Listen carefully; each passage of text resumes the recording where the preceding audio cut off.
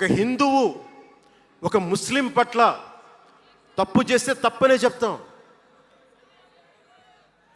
Old సిటీలో ఉండే ఒక నాయకుడు 15 నిమిషాలు కళ్ళు మూసుకోండి, పోలీసుల్ని మేము హిందువులకి ఏంటో మేము చూపిస్తామంటే అది తప్పు పట్టకూడదంటే ఎట్లా? అది మతోన్మాదమా? ఏం మాట్లాడుతున్నారు మీరు? బతుకమ్మ బతుకమ్మ బతుకమ్మ అని చెప్పి బతుకమ్మ పాటని మీరు వెటకారం చేసి ఓల్డ్ సిటీ నాయకుడు మాట్లాడితే దాన్ని డిఫెండ్ చేసుకోవటం హిందూ అహంకారం అంటే నేను ఏం చెప్పండి? నేను అంటే అల్లాహకు ఒక న్యాయం, మహమ్మద్కి ఒక న్యాయం, అమ్మవారికి ఇంకో న్యాయమా? అలా కుదరదు బాబు. ఈ ధర్మం అందరికీ సమాన అవకాశం ఇచ్చింది. సనాతన ధర్మం ఉండబట్టే విజయనగర రాజులు మస్జిద్ కట్టించారు. సనాతన ధర్మం కాబట్టే బంగ్లాదేశ్ని హిందువుల రక్తంతో తడిపి బంగ్లాదేశ్కి విముక్తి కలిగించాం. ఈ చరిత్ర తెలుసుకుంటే కదా. దేశ విభజన జరిగింది. మీరు ఎంతమందికి తెలుసు దేశ విభజన కష్టాలు? మీరు సినిమాలు అరుస్తారు, అక్కడ తాగిపోయారు మీరు. నేను అక్కడ తాగలా.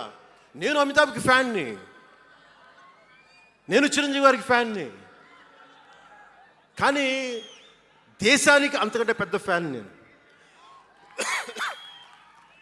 అంటే మీరు మనందరికీ బాబాసాహెబ్ అంబేద్కర్ గారి గురించి తెలుసు. First law minister of Bharat. ఎక్కడికి వెళ్ళినా ఆయనకి 100 అడుగులో, తెలంగాణకి వెళ్ళినా ఆంధ్రాకి వెళ్ళినా 100 అడుగులో ఇంకా పైన విగ్రహం పెట్టి మనం ఆరాధిస్తాం. మీకు ఎవరికైనా తెలుసా? అంటే సనాతన ధర్మాన్ని తిడతా ఉంటారు. మీకు ఎవరికైనా తెలుసా?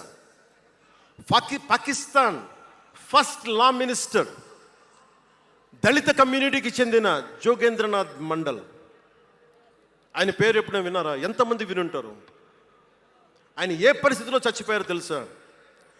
ఆయన నేను భారతదేశాన్ని నమ్మను, పాకిస్తాన్ని నమ్ముతాను అంటే అంబేద్కర్ గారితో సహా చాలామంది వద్దని చెప్పినా కానీ ఆయన పాకిస్తాన్కి వెళ్ళిపోయి దాన్ని బంగ్లాదేశ్లో చాలా హిందూ జిల్లాలు కలిపేసి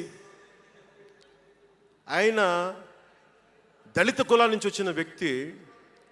అందరూ ఆయన మాటలు నమ్మి ఆయన సమాజం హిందువులందరూ ఉండిపోతే